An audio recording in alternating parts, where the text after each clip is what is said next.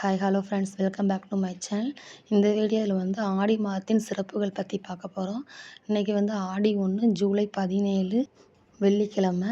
பொதுவாகவே ஆடி மாதம் அம்மனுக்கு சிறப்புரிய மாதமாக இருக்கும். நீங்கள் உங்களுக்கு எந்த அம்மன் ஃபேவரட்டான அம்மன், அதாவது கமெண்ட் பாக்ஸில் மறக்காமல் சொல்லுங்கள். ஆடி மாதத்தின் முக்கிய விசேஷங்கள். 1. ஆடி அமாவாசை.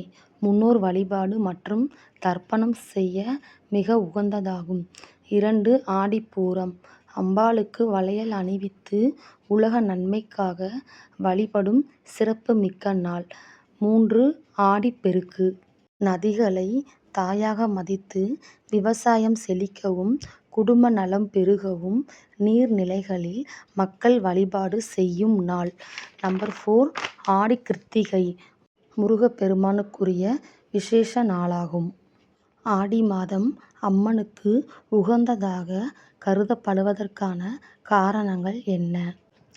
பூமாதேவி அவதாரம். பூமாதேவி அம்மனாக அவதரித்து இந்த ஆடி மாதத்தில் என்பதால் இம்மாதம் அத்தனை சிறப்புகள் வாய்ந்தது. 2. பார்வதி தேவி பிறப்பு.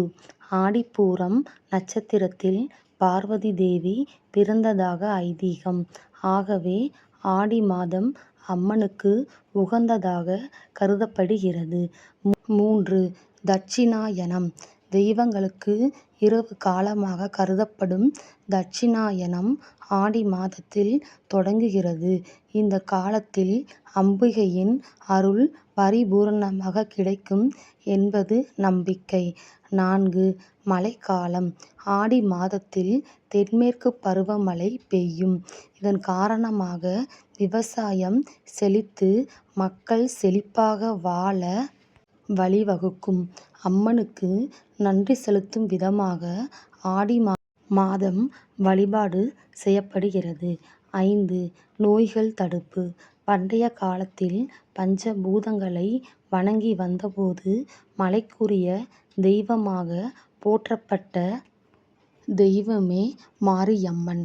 பருவகால மாறுதலால் ஏற்படும் வெப்பநிலை மாறுபாடுகள் காரணமாக ஏற்படக்கூடிய அம்மை நோயை தீர்ப்பவளாக மாரியம்மனை வணங்குகின்றனர். அதனால்தான் அம்மனுக்கு பிடித்த கூழ் வைத்து நோய் வராமல் இருக்க வேண்டும் என்று பிரார்த்தனை செய்தார்கள். இந்த கூழ் நோயை எதிர்க்கும் சக்தியை அதிகரிக்கும் என்பது நம் முன்னோர்களின் நம்பிக்கை. ஆடி மாதத்தில் செய்யப்படும் வழிபாடுகள். 1. கூழ் வார்த்தல். 2. விளக்கு பூஜைகள். 3. பூக்குழி இறங்குதல். 4. அம்மனுக்கு அபிஷேகம் செய்தல். 5. அம்மனுக்கு விரதம் இருந்து வழிபடுதல். 6. அம்மன் கோவிலுக்கு சென்று வழிபடுதல். ஆடி மாத வழிபாட்டின் பயன்கள். 1. குடும்பத்தில் அமைதி. 2.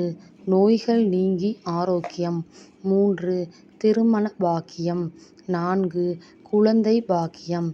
5. பொருள் செல்வம். 6. நல்ல வாழ்க்கை.